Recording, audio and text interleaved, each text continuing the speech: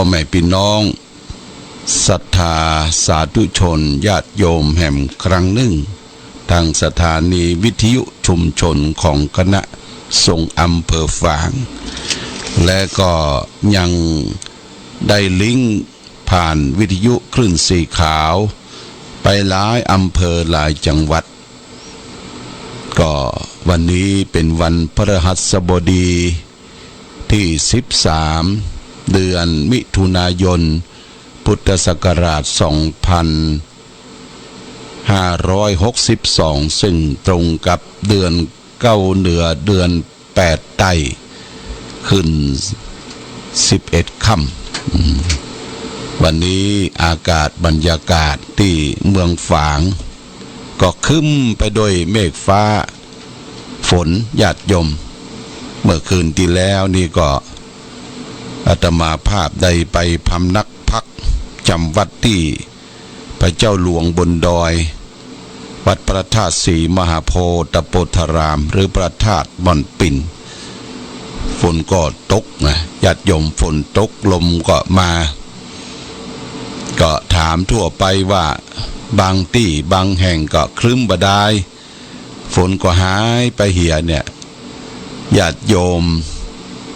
อำเภอต่างๆก็เข้าใจว่าฝนจะตกทั่วกันไปฝนตกนี่ก็เริ่มมีเห็ดใบเนอะมีเห็ดใบเห็ดแดงเห็ดลมเห็ดหอมเห็ดโครนนี่ก็จะเริ่มออกมาละญาติโยมประเด็นนี้เห็ดถอบยังมีอยู่ก็ยังแปลงอยู่เห็ดถอบนะลิตร100 กว่าบาทเดี๋ยวนี้ก็ยังมีอยู่พอเห็ดถอบวายเห็ดใบก็จะขึ้นมาละและการกินเห็ดกินหอนนี่ญาติโยมต้องระมัดระวังเห็ดบางที่อย่างเห็ด5เนี่ยเกิดขึ้นมาก็หันขายหลายที่หลายตังเห็ด5นี่บ่ใช่ออกปืนเก่าไม้5นะก่อนเฮาไปเซาะนี่ออกตามปืนเก่าไม้5แต่ว่าในปัจจุบันนี้ออกทั่วไปปืนเก่าลำไยก็ออกปืนเก่าส้มก็ออกส่วนส้มเนี่ยญาติโยมแต่ว่าเห็ดเนี่ยมันเก็บสะสมดึงเอาสารพิษต่างๆอันนี้ก็มาอยู่ในตัวเห็ดเป็นเชื้อราใหญ่จะต้องระมัดระวังว่าต้นเหตุของเห็ดมาจากที่ไหนเอาไปต้มไปแกงไปบริโภคมันจะบ่เป็นพิษเป็นภัยรู้สึกว่าถ้าต้มเห็ดแกงเห็ดจิ้มลงไปเนี่ยมันขึ้นไส้อาเจียนตาลายวึ่งเนี่ยขอให้บอกลูกศิษย์ลูกหาบอกลูกบอกเต้าบอกหลานเอาไปโรงพยาบาลไวๆนะเพิ่นจะได้ช่วยเหลือล้างท้องล้างไส้ออกล้างท้องล้างไส้ออกหรือโทรศัพท์ไปที่ฉุกเฉินดูเหมือนจะเป็นเบอร์1669เนี่ยที่ฉุกเฉินของโรงพยาบาลเป็นก็ประสานงานกับหน่วยที่เป็นสาธารณสงเคราะห์อาสาพัฒนาชลบหมู่บ้านอันนี้จะต้องจดไว้ญาติโยมเลขเบอร์โทรศัพท์เนี่ยต้องจดไว้แจ้งความโรงพยาบาลตำรวจเนี่ยเวลาเฮาอยู่บ้านอยู่จองคนเดียวเฮามีโทรศัพท์นี่เป็นเปื้อนอยู่มีเหตุเพศภัยอันใดเกิดขึ้นให้แจ้งไปเว่ยๆอย่างทางราชการตำรวจนี่ก็191เนี่ยเหตุฉุกเฉินไม่ใช่ว่าไปเต็กเล่นไปเลยนะเหตุฉุกเฉินเนี่ยเปิ้นจะมาอย่างที่อเมริกาเนี่ยมันมี911อเมริกาเนี่ยในวันพอเต็กก็ไปเนี่ย3 นาทีนี่มาถึงวัดมาถึงสถานที่หมดโว้มาหมดถ้ามามีเรื่องมีราวอย่างเปิ้นปั๊บเปิ้นใหม่นะเปิ้นปั๊บเปิ้นใหม่ไปใจโทรศัพท์เหตุฉุกเฉินที่บ่ได้ญาติโยมจะต้องมีเหตุเพศภัยมีอย่างเกิดขึ้นในท้องที่ไฟไหม้ไต้ลามน้ำท่วมน้ำถากหรือมีโจรขโมยขึ้นบ้านขึ้นจองถูกงัดแงะถูกขโมยนี่อย่างทางอเมริกาเนี่ยในวันคือ บ้านเฮาใน191อันนี้ก็แจ้งเหตุเพศภัยไปได้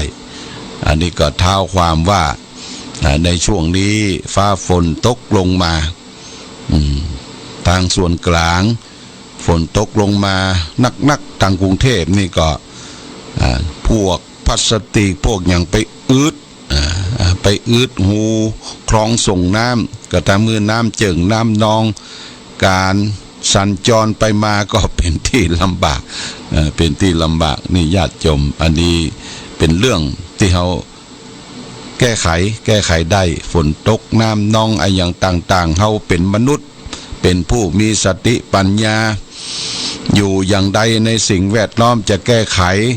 เขาอยู่ได้อดรนทนได้นี่ก็ต้องทำญาติโยมไม่ใช่ว่างอตีนงอมืองอเท้าเปิ้นได้มาช่วยเหลืออยู่ตลอดเวลาไปใจอันใดพอที่จะช่วยเหลือตัวเองได้ก็ทำไปพระพุทธเจ้าท่านได้ตรัสเป็นภาษาบาลีว่าอัตตาหิอัตโนนาโถโกหินาโถปโรชิยาตนแลเป็นที่พึ่งของตนใครเล่ามันจะเป็นที่พึ่งแก่เราได้ถ้าเราไม่พึ่งตนเองเนี่ยต้องพึ่งตัวเก่าก่อนพระพุทธเจ้าสอนเขาในพึ่งตัวเองพึ่งตัวเก่าแม้จะกินข้าวจะย่างจะเหินจะเดินจะห่างจะนุ่งเสื้อผ้าอาภรณ์เมื่อเฮา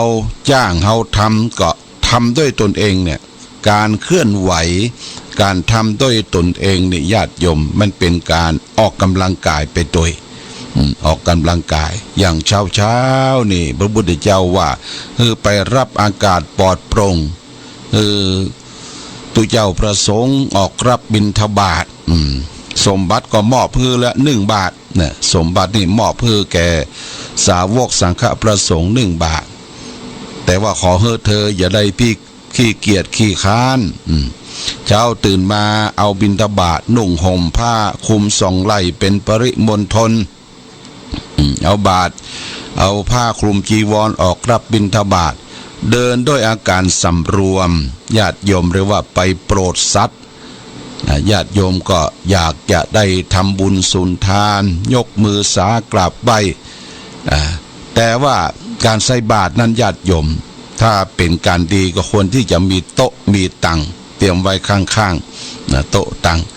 เวลาตู้เจ้าประสงค์ไปถึงหน้าบ้านหน้าจองที่เฮาเตรียมตัวจะใส่บาตรหรือมีรถมีรางไปก็เปิดท้ายรถหรือเอายองหน้ารถก็ได้ยองกระโปรงหน้ารถแล้วก็แสดงอาการเคารพก็คือนิมนต์เจ้านิมนต์ครับรับบิณฑบาตเมื่อตู้เจ้าประสงค์ไปถึงแล้วก็ก้มแล้วก็เอาอาหารโภชนะดอกไม้ธูปเทียนใส่บาตรถ้าบาสะดวกในการนั่งรับปอนก็เป็นยังนะส่วนตู้เจ้าพระสงฆ์นั้นเพิ่นจะกลับไปปั่นปอนที่วัดหลังจากฉันแล้วนะหลังจากฉันแล้วแต่บางที่บางแห่งก็ตู้เจ้าก็คือปอนสั้นๆเพื่อความอบอุ่นใจเป็นสิริมงคลแก่ศรัทธาญาติโยมที่ได้ทำบุญไปก็ประจำเป็นที่จะนั่งของเยาะคุกเข่าบางทีผู้เฒ่าผู้แก่ผู้สูงวัยเฮาวัยสังขารมันเหื่อเจ็บหัวเข่าจะลุกก็โอยจะนั่งก็โอยญาติโยมก็ได้ยินญาติโยมได้ถามไปว่าเวลาใส่บาตรนี่จำเป็นก็ที่จะต้องนั่งคุกเข่านั่งคุกเข่าแต่ที่หันนั่งคุกเข่านี่ก็ปุ้นเมืองลาวญาติโยมเมืองลาวเมืองมรดกโลกเมืองลาวปุ้นก็เปิ้นใส่บาตรทุกเจ้าพระสงฆ์เดินมาเป็นแถวเป็นแนวญาติโยมก็เอาข้าวเหนียวใส่ก็เห็นจะนั่งคุกเข่าใส่แต่ว่าไม่จำเป็นถึงขนาดนั้นแต่ว่าถ้าเราแสดงความเคารพนอบน้อมนิมนต์ครับนิมนต์เจ้ารับบิณฑบาตทุกเจ้าก็รับบิณฑบาตทุกเจ้าก็มองในบาตรของตนไม่ใช่ว่าตาเลิกลักมองซ้ายมองขวามองทะลุผุโป่งมองในบ้านในจองเปิ้นไม่ใช่นี่ญาติโยมต้องสำรวมระวังอินทรีย์คือตาหูจมูกลิ้นกายใจของตนเอง การไปบิณฑบาตนั่นคือการไปประกาศธรรมแสดงธรรมเพื่อแก่ญาติโยมการทำให้ดูเนี่ยเป็นสิ่งสำคัญทำพูดฮือฟังทำฮือดูอยู่ฮือเปิ้นเย็นใจเนี่ยเป็นการประกาศธรรมเป็นประกาศธรรมก็ได้บอกพระเนนเถรน้อยทั้งหลายว่าเวลาไปบิณฑบาตจะไปอู้กันและอย่าไปเดินชิดกันย่ำส้นกันคือห่างจังหวะพอสมควรเวลารับบิณฑบาตแล้วถ้าจะฮือปอนโยมประสงค์จะรับปอนก็เอาปอนซดสั้นสปีติโยหรือว่าชัยยะสิทธิ์ชัยยะพลังอย่างมูเนี่ยนะฮือปอนสั้นและโยมก็จะได้ไปเขาก็จะเดินทางต่อไปอย่างนี้เป็นต้นในสมัยครั้งพุทธกาลเนี่ยญาติโยมมีพระสารีบุตรตอนนั้นก็กำลังแสวงหาโมฆะธรรมได้ไปเรียนศึกษากับครูบาอาจารย์ได้ไปประสบพบกับพระอัจฉริพระอัจฉริเนี่ยหนึ่งในปัญจวัคคีย์5 ตนพระอัจฉริออกรับบิณฑบาตนุ่งห่มผ้าเป็นปริมณฑลเรียบร้อยที่หงเรียบร้อยนะเพราะสำนึกอยู่ตลอดเวลาว่าเป็นศิษย์ของพระตถาคตพระบรมศาสดาพระบรมศาสดาของเขาก็มาจากลูกของกษัตริย์อยู่ในหัวในเวียงได้อบรมพร่ำสอนการกินการอยู่การดำเนินชีวิตเรียบร้อยดีงามพระองค์ก็จำรูปแบบของการปกครองการปฏิบัติของกษัตริย์มาใช้การปกครองคณะสงฆ์ได้บอกว่าไปบิณฑบาตนุ่งห่มเป็นปริมณฑลถอดรองเท้าถอดแคปถอดเกิบไม่ใช่ว่าบิณฑบาตสูบเกิบแทบไม่ใช่ญาติโยมเพื่อว่าถอดแคปถอดเกิบพระพุทธเจ้าที่ให้เราได้ถอดแคปถอดเกิบเพื่อจะให้ธาตุหนึ่งที่จะต้องแทรกซึมเข้าไปในสู่ตัวเราคือธาตุดินเราได้สัมผัสกับธาตุดินคือลักษณะความเข้มแข็งที่อยู่ในตัวเราเนี่ยถ้าขาดดินเขาก็ขาดไปก็ชนะมือเขาบสบายเพราะฉะนั้นเวลาเดินจงกรมออกรับบิณฑบาตคือถอดรองเท้าถอดเกิบถอดแคปภาษาไทยเรียกว่าถอดแคปออกและญาติโยมใส่บาตรก็เช่นเดียวกันเมื่อหันตุเจ้าประสงค์ออกรับบิณฑบาตเขาก็ควรแสดงความเคารพสอนลูกสอนหลานสอนเหลนเวลาใส่บาตรทำจิตใจให้บริสุทธิ์ผุดผ่องเพื่อใส่บาตรแล้วเพื่อให้พระเจ้าประสงค์ยังอัตภาพชีวิตให้ดำรงตนเพื่อจะได้ทำความเพียรศึกษาเล่าเรียนพระธรรมวินัยเพื่อจะได้นำไปเผยแผ่บอกกล่าวตีเตือนให้แก่พี่น้องศรัทธาประชาชนนี่ก็ควรที่จะถอดเกิบถอดเกิบสอนลูกสอนหลานถอดเกิบแต่ก่อนนี้เปิ้นถือนักถือหนารองเท้าแม้แต่เข้าวัดเข้าวาจะต้องถอดเกิบถอดหมวกออกนะเอาไว้ประตูหน้าวัดประตูวัดแล้วก็เข้าไปในวัดในวาจะขึ้นกุฏิวิหารศาลาโรงโบสถ์นี่ต้องถอดเกิบถอดแคปนี่เป็นวัฒนธรรมเป็นประเพณีบัดนี้บ่ได้หำละถอดไว้หน้าวัดถอดไว้ตั้งลุ่มคันใดญาติโยมหมาน้อยนี่โอ้มันชอบเกิบเนี่ยมันไปดมกลิ่นเกิบกลิ่นตีนนี่มันหอมมันก็เอาไปย่ำไปกัดไปหยังให้มันปุดมันขาดหรือบางคนที่ต้องการที่จะได้เกิบใหม่รองเท้าใหม่ก็เอารองเท้าเก่าไปเปลี่ยนจนตัวเจ้าบางตนบางองค์ใส่เกิบเหมือนกันญาติโยม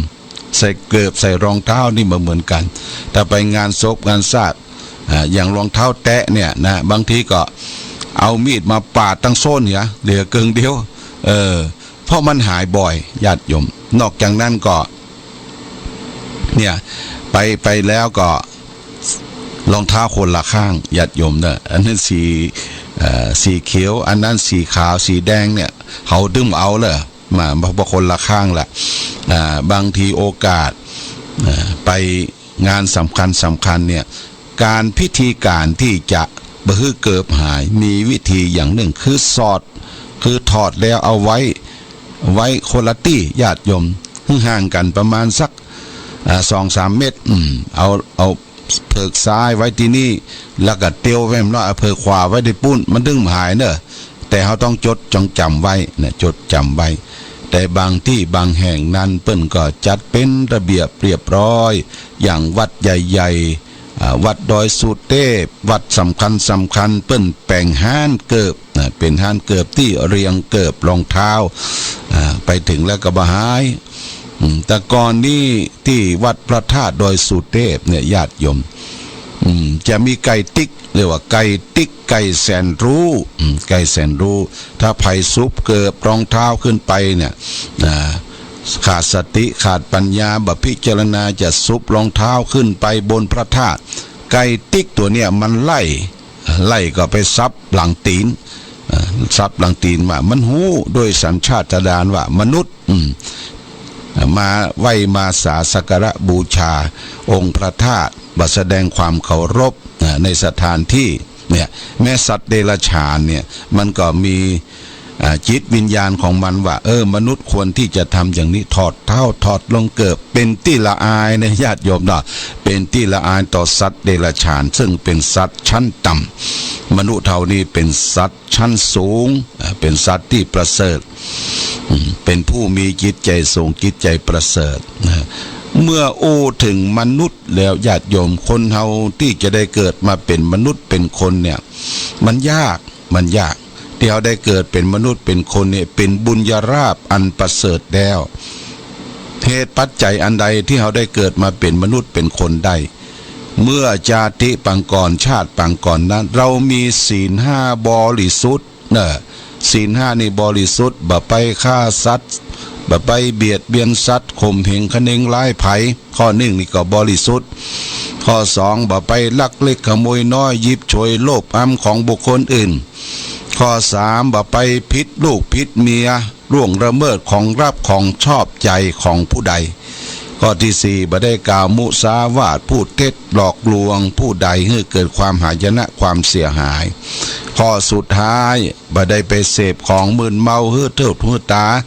มีสุรายาเมายาบงยาบ้าฝิ่นเฮโรอีนกาวเหล่านี้นะเฮารักษาศีล5ครบบริบูรณ์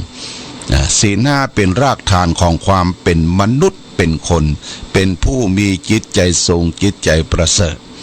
หลวงพ่อพุทธทาสท่านได้เขียนเป็นคำกลอนไว้ว่าเป็นมนุษย์เป็นได้เพราะใจสูงเหมือนหนึ่งยูงมีดีที่เวียวขนถ้าใจต่ำเป็นได้แต่เพียงคนย่อมเสียทีที่ตนได้เกิดมาใจสะอาดใจสว่างใจสงบถ้ามีครบควรเรียกมนุษย์สาเพราะทำถูกพูดถูกทุกเวลาเปรมปรีดาคืนวันสุขสันต์จริงใจสกปรกใครมีเล่าก็ร้อนเร่าว่าผีสิงเพราะทำผิดจิตประวิงจิตยังอิงเกือกลัวชั่วอาบายเนี่ยญาติโยมนะถ้ามีจิตใจสูงจิตใจประเสริฐก็คือมีจิตใจสะอาดสว่างสงบสะอาดนั่นก็มีศีลสว่างก็มีปัญญาสงบก็มีสมาธิศีลสมาธิปัญญาเกิดขึ้นในจิตในใจเป็นมนุษย์เป็นผู้มีจิตใจสูงถ้าคนเฮามีศีล5เหมือนกันหมดญาติโยมตัวตนคนเฮาบ่ผิดศีลผิดธรรมเป็นครอบเป็นครัวแม่ตัวเฮาก็มีความสุขครอบครัวก็มีความสุขชุมชนก็มีความสุขประเทศชาติบ้านเมืองก็มีความสุขกันทั่วหน้าโดยอานิสงส์ศีล5ศีล5เนี่ยเจ้าพระคุณสมเด็จพระมหาราชมังคลาจารย์ตอนที่พระองค์ท่านได้รักษาการสมเด็จพระสังฆราชที่มีการปองดองกันให้ประเทศชาติบ้านเมืองทางคณะคสช.ก็บอกว่าคณะสงฆ์จะมีธรรมะอันใดที่จะเอามาใช้ในการปรองดอง มีสมณฉันท์ร่วมกันอยู่ร่วมกันอย่างสร้างสรรค์และมีความสุขเจ้าพระคุณสมเด็จวัดปากน้ำก็บอกว่ามันบ่ใช่ยากมันง่ายก็คือเฮาใจกันอยู่แล้วในปัจจุบันก็คือศีลห้าเนี่ยศีลห้าเนี่ยถ้าอยู่ด้วยกันรักษาด้วยกันปฏิบัติด้วยกันก็ทำให้ประชาชนทุกหัวระแหงทุกที่ทุกแห่งทุกหนก็จะมีความสุขญาติโยมเพราะฉะนั้นจึงเปิดหมู่บ้านศีลห้าโดยอาศัยทุกเจ้าประสงค์ได้ประชาสัมพันธ์เมื่อการก่อนที่มาก็ไปขึ้นเส้นขึ้นก้านกันวัดไหนตำบลไหนอำเภอไหนมีคนรักษาศีลห้าจำนวนเท่าใดก็จดทะเบียนส่งไปส่วนกลางที่มหาเถรสมาคมที่เจ้าพระคุณสมเด็จซึ่งตั้งคณะกรรมการขึ้นและมีประธานเปิดหมู่บ้านศีลห้าเพราะฉะนั้นเขาจะมีโครงการหมู่บ้านศีลห้าไปทั่วประเทศไทยเพราะฉะนั้นศีลห้าจึงเป็นรากฐานของความเป็นมนุษย์เป็นคนที่มีจิตใจสูงจิตใจประเสริฐจิตใจสูงจิตใจประเสริฐเป็นรากฐานของความดีทุกสิ่งทุกอย่างสีเลนะสุขติงยันติผู้ที่จะถึงสุคติทั้งโลกนี้โลกหน้าได้ก็เพราะศีลสีเลนะโภกสัมปทาผู้ที่จะมีโภคทรัพย์สมบัติทั้งธนทรัพย์และอริยทรัพย์ได้ก็เพราะศีลสีเลนะนิพุติงยันติผู้ที่จะถึงนิพพิทาคือความสงบร่มเย็นนิพพานก็เพราะศีลสีละย่อมเป็นมูลแห่งนิพพานผู้ที่แต่จะไปนิพพานถึงแดนความสงบเย็นได้ก็เพราะศีลเนี่ยญาติโยมนะศีลแปลว่าปกติปกติกายปกติวาจาปกติใจโอ้คนมีศีลมีธรรมมีแต่ความร่มเย็นความสงบมีวรรณะผิวพรรณเป็นบุคคลหน้าหงายเป็นบุคคลหน้าเทวดาเป็นจะได้ญาติโยมคนมีศีลมีธรรมเป็นคนหน้าหงายคือไปที่ไหนก็แย้มยิ้มแช่มชื่นเบิกบานแจ่มใสแล้วก็เป็นหน้าของเทวดาเทวดาบ่งบอกถึงมีหิริความละอายแก่ใจมีโอตปะความเกรงกลัวสะดุ้งกลัวต่อการกระทำบาปทั้งที่ลับและที่แจ้งเมื่อจิตใจเป็นเทวดาหน้าก็เป็นเทวดาคนอยู่ใกล้ชิดเห็นแล้วก็นิยมชมชอบเชิดชูไหว้สาสักการะบูชาเพราะเป็นคนมีศีลมีธรรมศีลเป็นอาภรณ์ประดับกายวันนี้จะเอาเรื่องทางสุขใจเรื่องหนึ่งมาอู้จ่าคือศรัทธาญาติโยมว่าอาภรณ์ของชีวิตลองฟังเนอะอาภรณ์ของชีวิตมันจะเป็นจะใดเบิ้ลบอกว่าโลกมนุษย์เฮาเนี่ยมีดอกไม้เป็นเครื่องประดับดอกไม้ขึ้นอยู่ณที่ใดก็ทำมือสถานที่นั้นดูแลสดชื่นลื่นรมไปด้วยความสวยความงามของดอกไม้ทำให้ผู้ชมเกิดความพึงพอใจทำให้รู้สึกว่าโลกนี้มีแต่ความน่าอยู่น่าเพลิดเพลินเจริญใจชีวิตของคนเฮามีเกียรติยศเกียรติคุณเป็นเครื่องประดับทำให้ชีวิตเป็นของมีค่าเป็นชีวิตที่สดชื่นน่าทนุถนอมถ้าปราศจากเกียรติยศเกียรติคุณเสียแล้วชีวิตของเฮาก็อับเฉาร่วงโรยไปดังนั้นเกียรติจึงเป็นสิ่งที่ใฝ่ฝันของผู้รักชีวิตอยากได้มาเพื่อเป็นเครื่องอาภรณ์ประดับชีวิตให้เพลิดพริ้งแต่เกียรติก็เป็นสิ่งที่บอบบางมีอันเบาะซอกซ้ำร่วงโรยได้ง่ายเช่นเดียวกับดอกไม้ผู้ใดบ่ระวังเกียรติก็อาจจะร่วงโรยเหี่ยวแห้งเน่าเหม็นไปทุกโอกาสเกียรติจึงมีสัจธรรมเป็นรากฐานบ่ใช่เป็นเกียรติจอมปลอมบ่ใช่เป็นเกียรติที่งามแต่สีบ่มีกลิ่นและบ่ใช่เกียรติที่เรายกย่องยกยอปอบกันเพียงภายนอกอย่างที่เรียกกันว่าผักชีโรยหน้าต้องเป็นเกียรติคุณที่มีเนื้อแท้เป็นสัตย์เป็นธรรมจึงจะเป็นอาภรณ์ของชีวิตเป็นความมั่นคงบทกลอน สุนทรภู่ได้กล่าวไว้ว่าอันดอกไม้พร้อมสับกับความสวยกลิ่นระโรยหอมรื่นชื่นนาสาหอมตรบอบอวนชวนภูมิราได้บินมาเชยกลิ่นประทินงามเกียรติยศหอมกว่าบุพภาชาติแลวิลาศเดือดล้นชนชอบหลามไม่เหี่ยวแห้งเหมือนไม้ไม่เสื่อมทรามพยายามหาเกียรติเชิดชูวงศ์อันนี้สุนทรภู่ได้กล่าวไว้อาภรณ์ประดับของชีวิตคือเกียรติคุณนั่นเองคือคุณธรรมธรรมะมันบ่เหี่ยวบ่แห้งไปไหนมีธรรมะอยู่ในจิตในใจก็รักษาความดีรักษาธรรมะเหมือนเกลือรักษาความเค็มเนื้อญาติโยมเด้อความเค็มอยู่ที่ไหนก็รักษาความเค็มความดีอยู่ที่ไหนนักปราชญ์ก็รักษาความงามความดีของตนเองไว้ณที่นั่นวันนี้รายการธรรมะประทีปส่องต่างก็ได้มาพบศรัทธาญาติโยมวันพรุ่งนี้มีรายการตอนเมื่อคืนตั้งแต่20 นาฬิกาแต่ในช่วงชั่วโมงต้น20 นาฬิกาถึง21นี่หลวงพ่อก็ติดงานศพพ่อกำนันตำบลป่งน้ำร้อนอยู่ในชั่วโมงแรกก็ท่านเจริญก็จะมาเอาธรรมะสาระมาเปิดฟังก่อนในช่วงชั่วโมง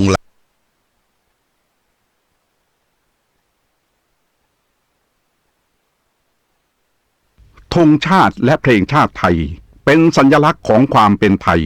เราจงร่วมใจยืนตรงเคารพธงชาติด้วยความภาคภูมิใจในเอกราชและความเสียสละของบรรพบุรุษไทยประเทศไทยรวมและเชื้อชาติไทยเป็นประชารัฐ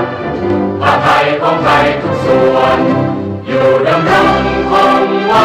ได้ทั้งมวลด้วยไทยล้วนหมายรักษาพันยินไทยนิรักสงบแต่ถึงรบไม่กล้าเอกราชจะไม่ให้ใครคุมขี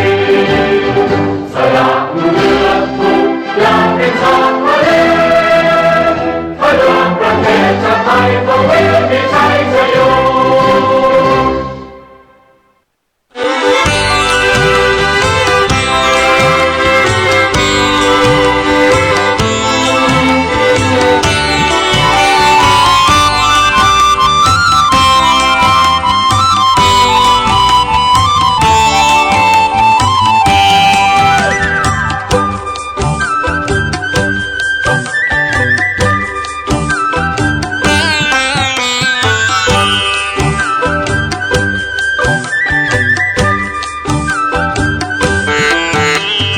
แล้วนาทีดังว่ามีเทพธิดาทั้งหลายมาเชิญเสด็จดำเนินมาถึงยังท่าอโนดาตสั่งชำระพระกายทรงผลัดพาทิพย์ประยิบอันพึงยนต์ลูกหลายสุคนทวิเลปนาวิไลที่ปุพชาติดื่นดาดประดับพระกายเชิญสุวิรันคีรีรุจีพรายบรรทมอยู่ในห้องทิพย์วิมานทอง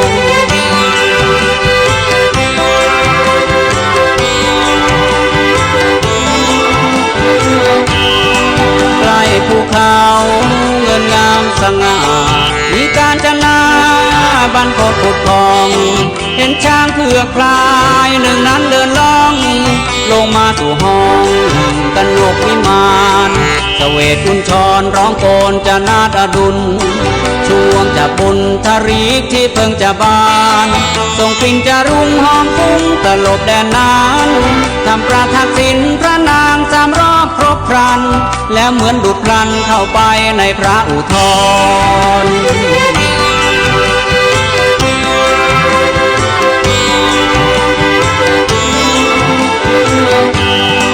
ขณะพระนางสุบินดังกล่าวมหาสัจจาวรมบวรเสด็จขันไลจากฟ้ามอนสู่ขับโพธรพระราชเทวีในขณะนั้นหมื่นโลกธาตุรัวสั่นไหว ไปทั่วอัมพรและเมธานีก้องกำปนาตสว่างเกิดรัศมีอุปานิมิตโดยธรรมนิยมเคยมีพระโพธิสัตว์เจ้านี้ลงสู่พระคาน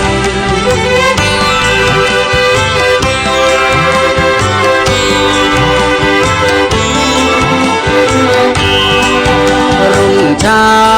พระนางจึงได้เสด็จเข้าไปเฝ้าองค์ราชันกราบบังคมทูลทั้งสิ้นพระสุบินนั้นแด่องค์ผู้บานทุกขันทุกตอนพระเจ้าสุโธธนาสดับคำตรัสสั่งนำ